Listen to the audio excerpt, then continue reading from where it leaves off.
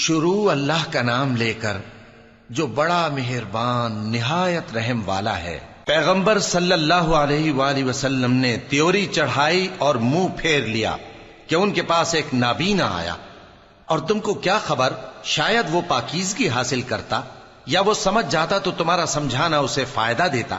اب وہ جو پرواہ نہیں کرتا سو اس کی طرف تو تم توجہ کرتے ہو، حالانکہ اگر وہ نہ سنورے تو تم پر کچھ الزام نہیں۔ اور وہ جو تمہارے پاس دوڑتا ہوا آیا اور وہ اللہ سے ڈرتا بھی ہے تو اس سے تم بے رخی کرتے ہو۔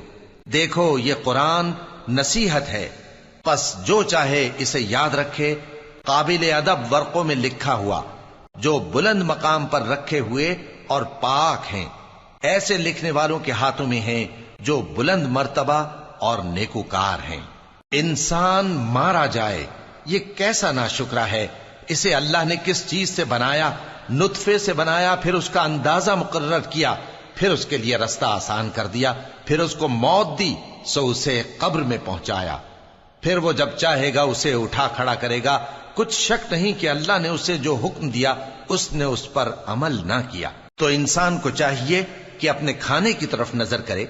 بے شک ہم ہی نے پانی برسایا، پھر ہم ہی نے زمین کو اچھی طرح پھاڑا، پھر ہم ہی نے اس میں اناج اگایا اور انگور اور ترکاری اور زیتون اور کھجوریں اور گھنے گھنے باغ اور میوے اور چارہ، یہ سب کچھ تمہارے اور تمہارے مویشیوں کے لیے بنایا۔